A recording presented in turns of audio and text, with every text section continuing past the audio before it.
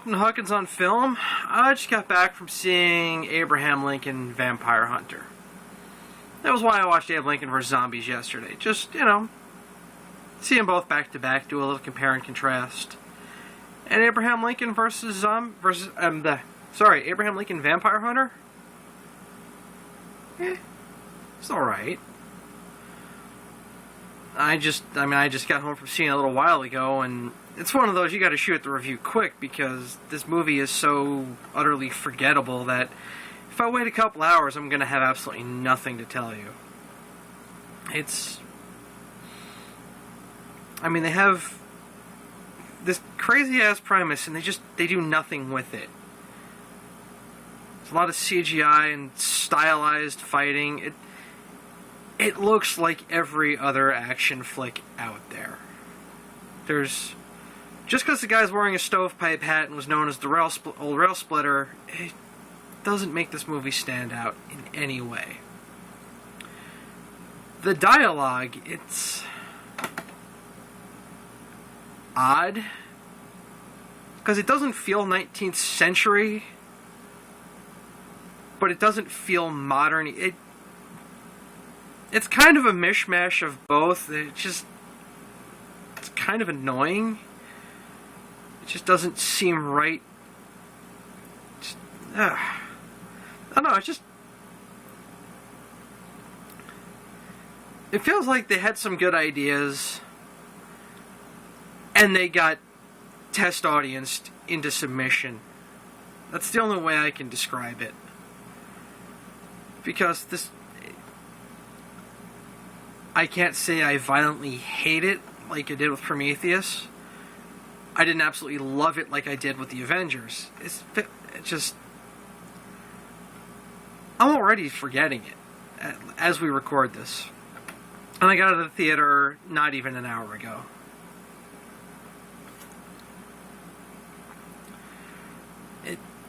In a way, it kind of felt like Guy Ritchie's Sherlock Holmes. But A, that had a better script, and B, while the acting in this movie isn't bad, none of these guys can touch Robert Downey Jr. or Jude Law. There's no shame in that, okay? There's plenty of good actors out there who aren't playing on that level.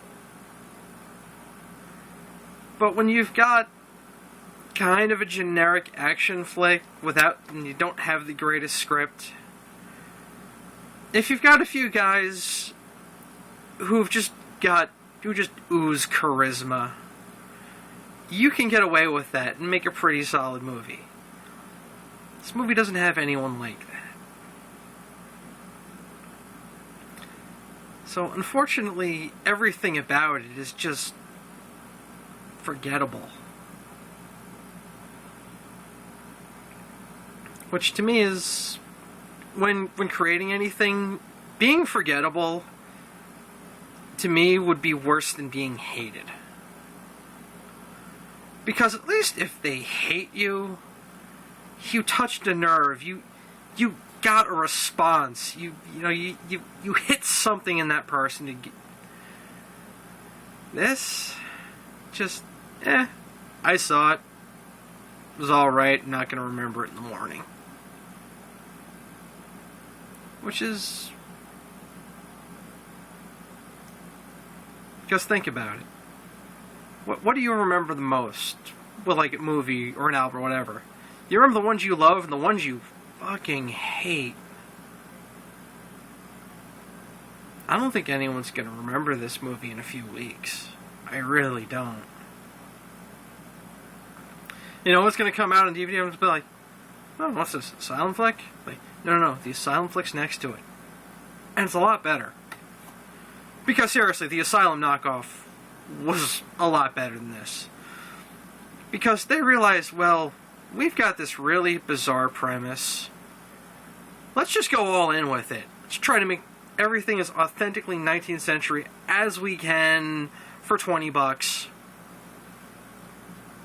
And just throw ourselves into it and try to make this... Just make it as authentic as we can. This, They have a great premise to play with, and they don't play with it. Like, to me, this is one of those, it should be like a director's dream, where it's like, okay, this is what you're throwing at me. Oh yeah, I'm gonna play with this.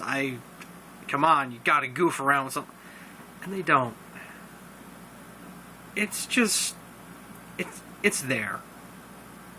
It exists, it's on the screen, it's out of your mind almost instantly.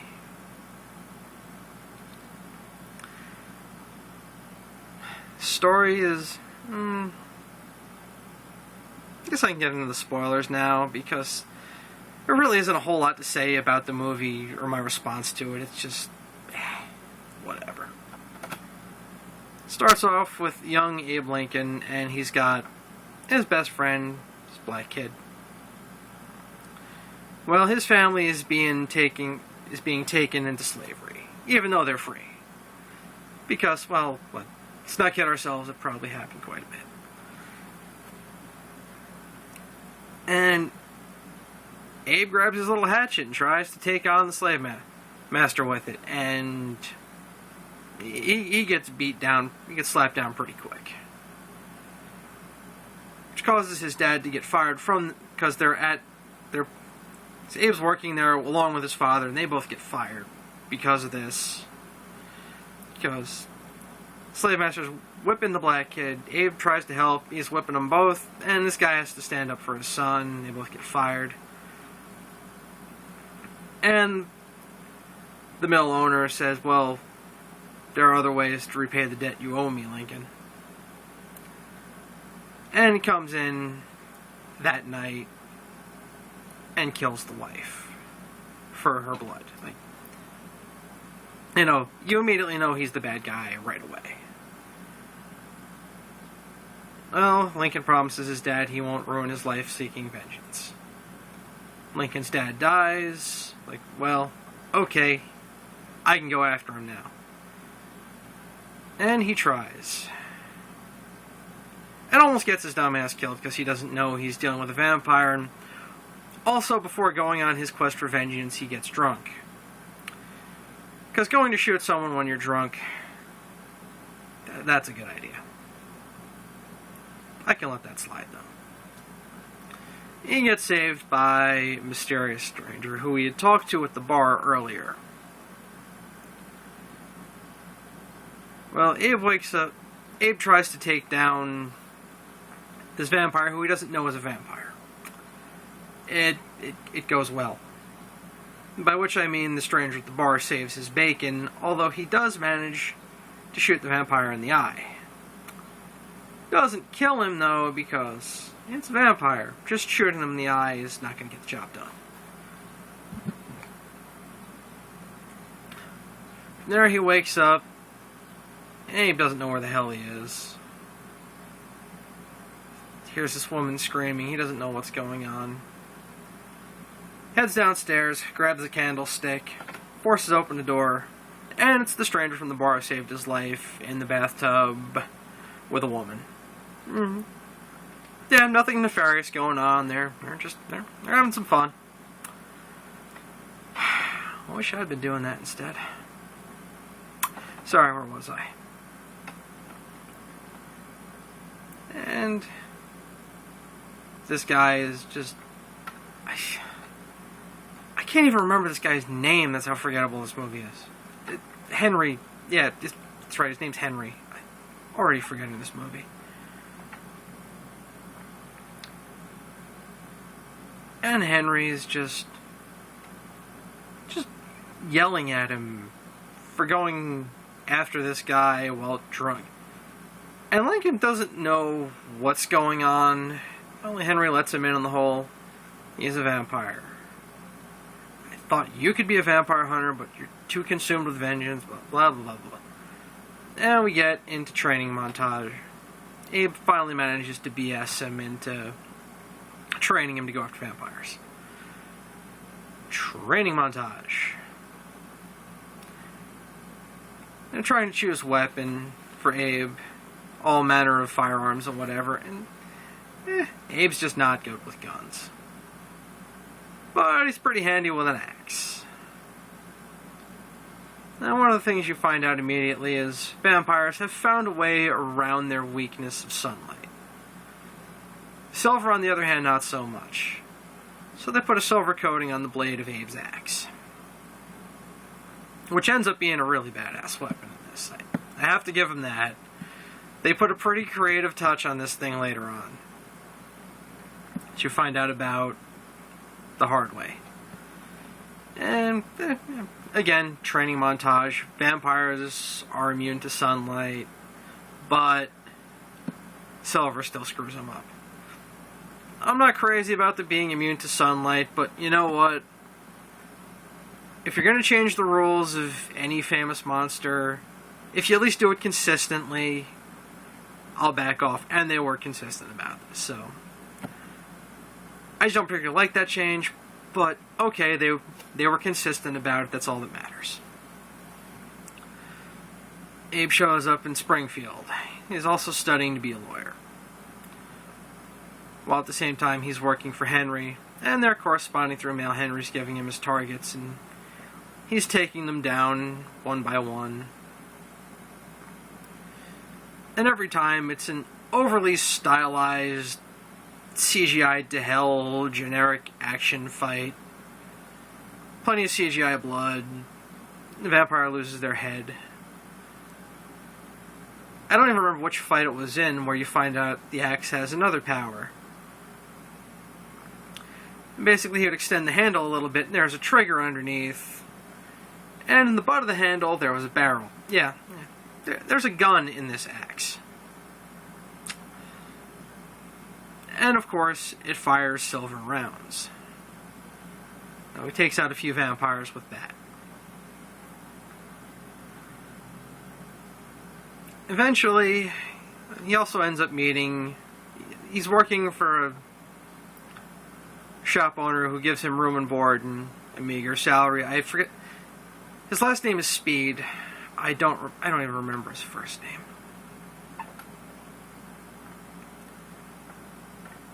And, they become fast friends. Mary Todd walks into the store, along with her fiancé, Stephen Douglas. Yeah, they shoehorn Stephen Douglas in, even though he is unnecessary. He's just kind of rammed in there, and he's so connected to Lincoln, even though in all honesty he doesn't need to be in this movie.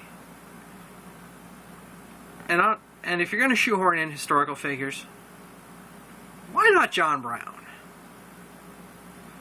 Now, there's a fun guy. If you don't know who John Brown is, fire up Google. Find yourself some books. I like John Brown. No, I'm not going to tell you who he is. Do some research, if you don't already know. Anyway, at some point, apparently she leaves Douglas. This is never mentioned on screen. It tells you what an afterthought Douglas is in the whole thing. And he has the budding romance going with Mary, combined with the whole studying law, working, and hunting vampires. And Henry shows up now and then. He's trying to convince him to leave Mary because vampire hunters' loved ones are not safe. Which, okay, I can see. And a few more vampire fights, and his old friend shows up, and he needs a writ proving that he is a free man. And Abe and him, they go out to get it. Bounty hunters catch up with them, and they get, predictably, him and Abe get in a fight with them. They end up in jail. A senator that Mary knows gets them out. I can't even remember his name, which is sad because he's probably a real character, but I'm blank. And after he gets out, Abe begins orating in public more. about abolition. And he's making it pretty clear, and he's one of those, he's realized that slavery and vampirism are connected. It's about as political as this movie gets, is basically that slave owners are the same as vampires. Nothing earth-shattering. They don't get that deep into it. As with most of this movie, it's an afterthought. In fact, at one point, Jefferson Davis allies with the vampires. You know, just in case you weren't getting that connection that they were being so subtle about, you know, there it is. Anyway, Abe puts away his axe, and he becomes president. And part of his reasoning behind the Civil War is he wants to stop the is he considers slave owners no different than vampires. And holy hell is he right about that one. Because they're the same people.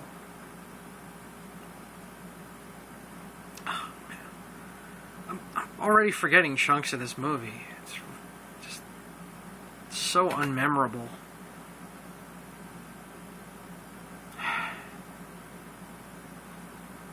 Yeah, okay, the Civil War starts. And, you know, they show some Civil War battle montages. And they look...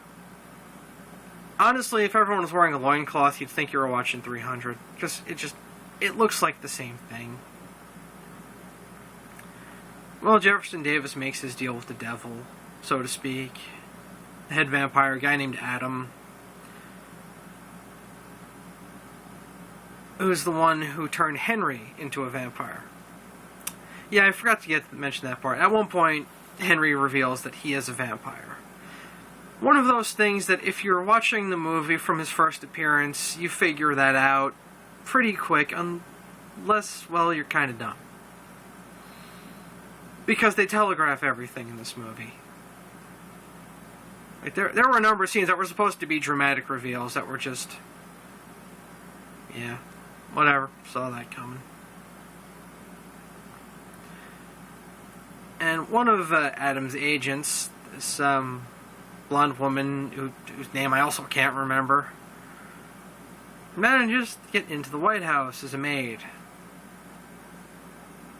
And manages to kill Lincoln's son.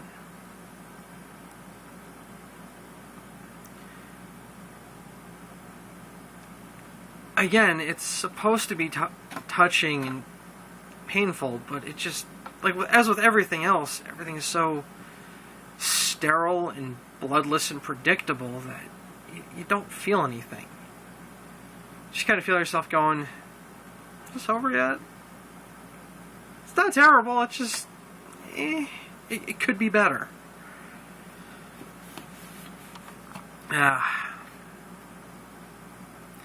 Anyway, Abe realizes, oh, Battle of Gettysburg goes completely wrong because the vampires are fighting with the Confederates, and regular ammunition isn't doing anything. Abe finally realizes they need to confiscate all the silver in the Union and turn it into weapons. Well, during a dinner scene with Mary, and he's talking about what they need to win, and he looks at the silverware. And he puts two and two together. He goes in to see Speed and his other friend, who are now in the White House with him. He said, we need to win this war. And he points at them with the fork. And they're just like, a fork? Anyway, they're trying to get all the silver melted down, make it into weapons, get it to Gettysburg, save the day. Well, Speed betrays them by talking to one of the vampires, letting them know about it. Well, vampires are on their way to ambush the train. When they come across Harriet Tubman and Mary Todd Lincoln trying to get out of Washington. Yeah, Harriet Tubman's in this movie too. And she actually does have a decent role to play, unlike Stephen Douglas, who honestly didn't even need to be in this movie. Well, the vampires find them, But they hear the train, so they say, okay, forget about them, we gotta go stop the train.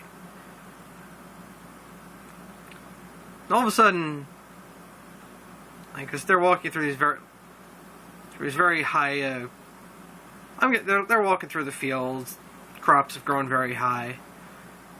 Well, the vampires turn around, move away from the two of them, and all of a sudden, an armada of ex-slaves all carrying stuff are behind them. It's them carrying all the actual silver weapons and anything, on the off chance you couldn't figure that out. Again, this movie is not nearly so subtle as it thinks it is. The way the vampires attack them on the train, good guys manage to hold them off. Speed dies in the process, but they do manage to defeat the head vampire. Abe actually beats him by punching him through the chest because he had a silver watch that Henry had given him. And when he gives it to him in the movie, again, unless you have no brain whatsoever, you instantly know, like, oh, that's going to be the weapon. Although they did throw you a little bit of a curveball, because when they're going through the weapons during the training montage, Henry mentions the blunderbuss, which is an ancient shotgun, had a very wide barrel. He then said, the good thing is, if you run out of shot, you can always put your pocket watch in there and fire that at them. And you immediately figure, okay, he's going to fire a silver pocket watch through it. No, he ends up punching through it, but